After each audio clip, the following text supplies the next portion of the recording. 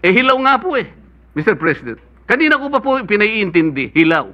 Ba't hindi po kayo magluto ng mas masarap na kanin? Para sa ganun po, hindi tayo mahirapan. Maghintay na lang po kayo ng 6 months. Pwede naman eh. Ba't pinipilit po natin ng isang bagay na hilaw at pinipilit niyong ipakain sa atin? Senator Marcoleta. May I know from the good senator if these decisions are bank decisions or divisions? Yes, Mr. President, unbanked decisions po. Well, you have to cite the I would jurisprudence. gladly cite the GR number po bang hinihingi, Mr. President? Pagka sinabi pong bank, lahat po ng members ng Supreme Court, 15 of them, unanimous. To Kasi reiterate po, what I... baka division lang yan, 5 lang yun.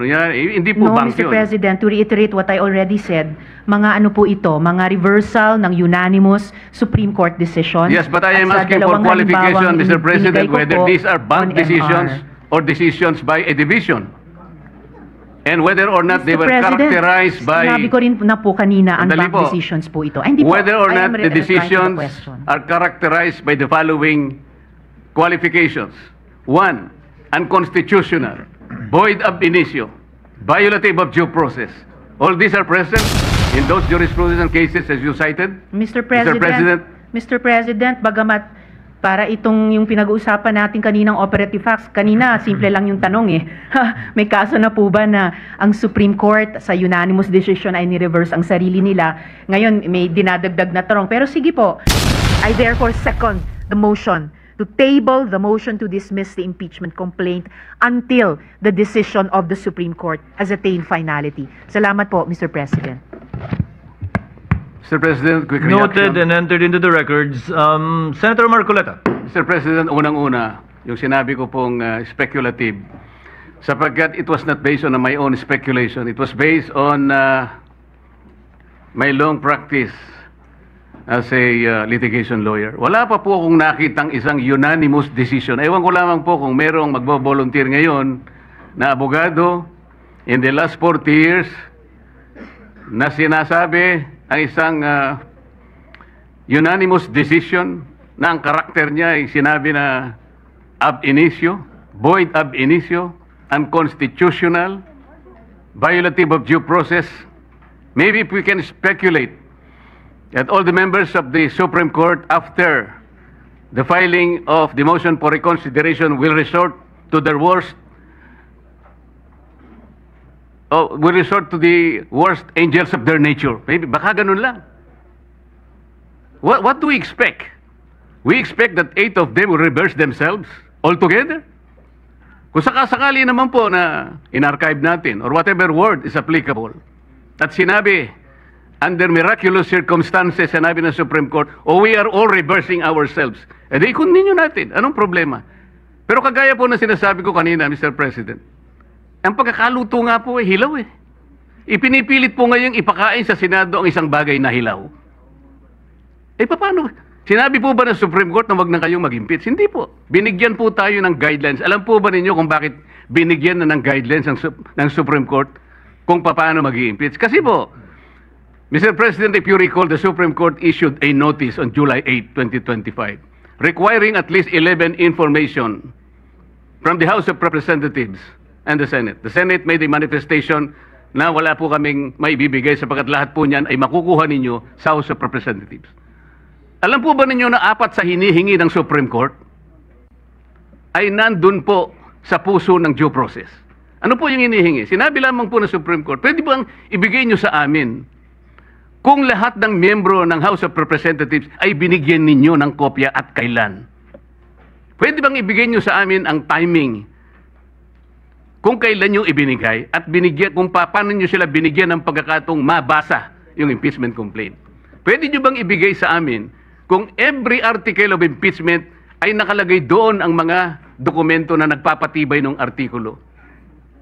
Pwede nyo bang ibigay sa amin kung nagkaroon sila ng pagkakataon talaga na mabasa yung impeachment complaint? Alam po ba ninyo kung anong sagot ng Solicitor General in behalf of the House of Representatives? Ito po yung sagot nila. It is the position of the House that these matters pertain to its internal proceedings. which have always been regarded as beyond the jurisdiction and scrutiny of this honorable court. Sa Tagalog po, wala po kayong pakialam dito sa amin. Yung inihingi po ninyo, kami lang po yun. Para tinatanong lang naman po binigyan nyo ba ng pagkakataon sila na mabasa?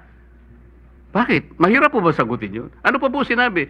This is especially because the matters referred to the preparation, circulation, and perusal of the impeachment complaint as well as its attachment are not governed by specific constitutional provision or the House rules. So dahil po wala sa Constitution at wala rin po sa House rules, ano po yun? Wardi-wardi na lang. So ibig sabihin talaga, kaya po pala ang dami kong kasama doon, wala talaga silang kopya. Ako nga po hindi nabigyan Bakit hindi po kinakailangan bigyan lahat? Baka sakaling, malay po ninyo, baka pumirma ako, hindi ba?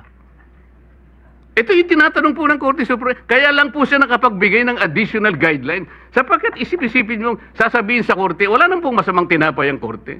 Pwede po malaman namin kung talaga nagkaroon ng pagkakatong, mabasa man niya lang, ma-appreciate ang bawat dokumento na nakasalig dyan sa impeachment na yan. Para sa ganun, ay boboto siya sang-ayon sa kanyang sariling kagustuhan.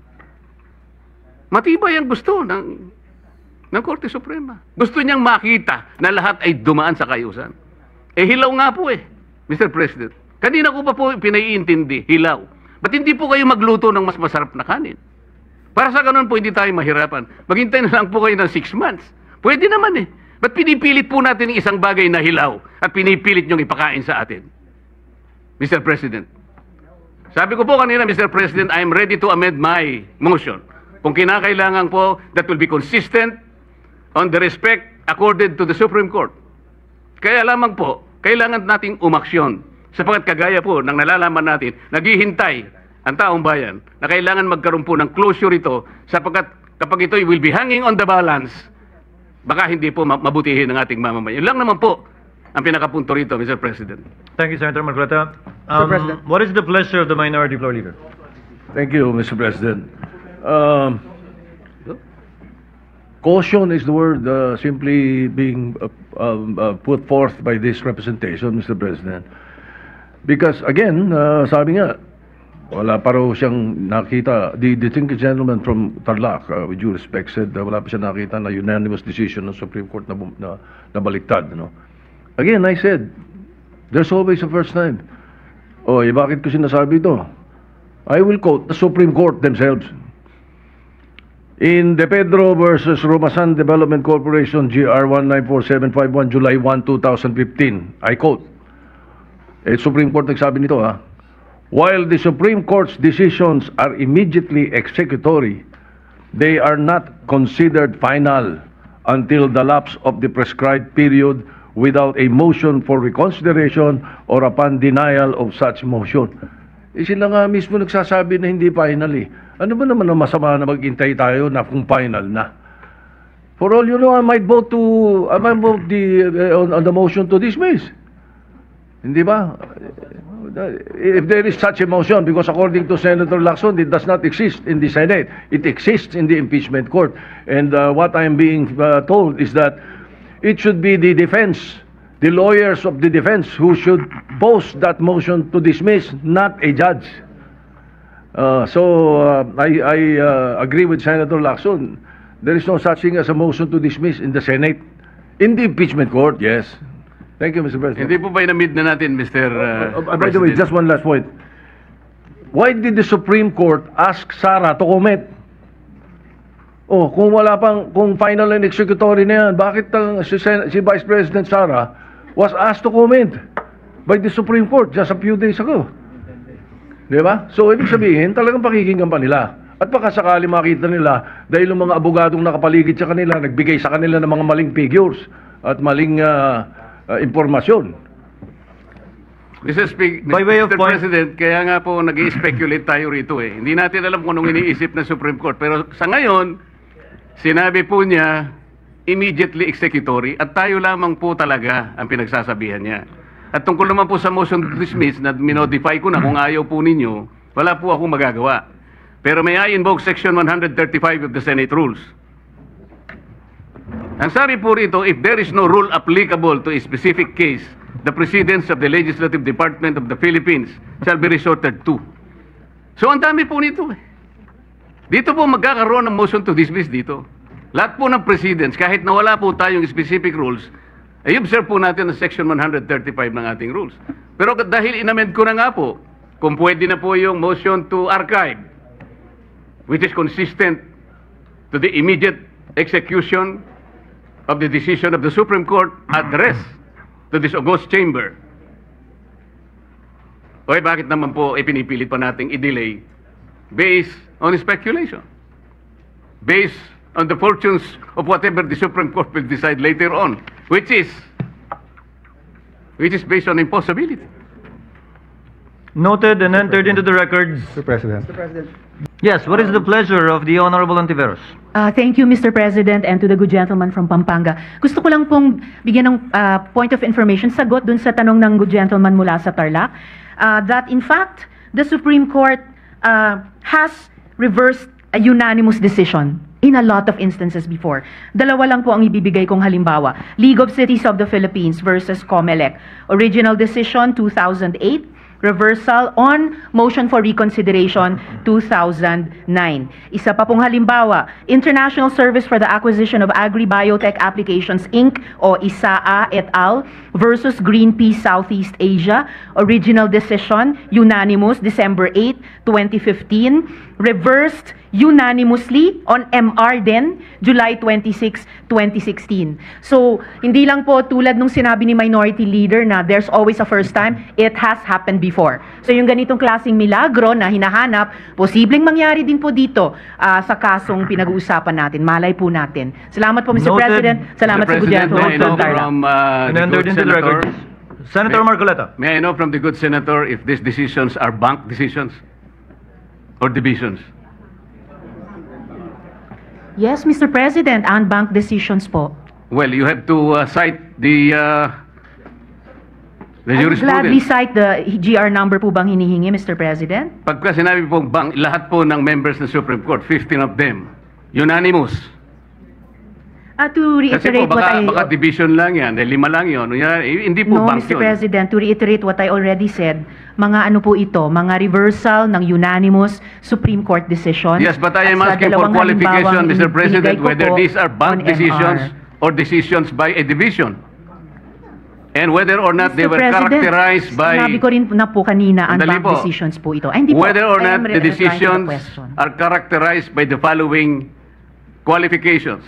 1, unconstitutional, void ab initio, violative of due process. All these are present in those jurisprudence and cases as you cited. Mr. President, bagamat para itong yung pinag-uusapan natin kaninang operative facts, kanina, simple lang yung tanong eh. May kaso na po ba na ang Supreme Court sa unanimous decision ay ni-reverse ang sarili nila? Ngayon, may dinadagdag na tanong. Pero sige po, yung League of Cities of the Philippines versus COMELEC, the Supreme Court, in its original decision in 2008, unanimously declared the cityhood laws unconstitutional. I will have to get more information po on the ISAA, reversal of unanimous decision. Pero malinaw na mga sagot na po ito dun sa original na tanong. So the original assertion na hindi po natin alam kung na-reverse na ng Supreme Court ang sarili nila sa original na unanimous decision has fallen by the wayside. Kasi the Supreme Court, as I said already earlier, has reversed a unanimous decision en banc in a lot of instances before. Yun lamang naman po, Mr. President. Noted and entered Salamat into po. the records. Majority Floor Leader. Yes, Mr. President.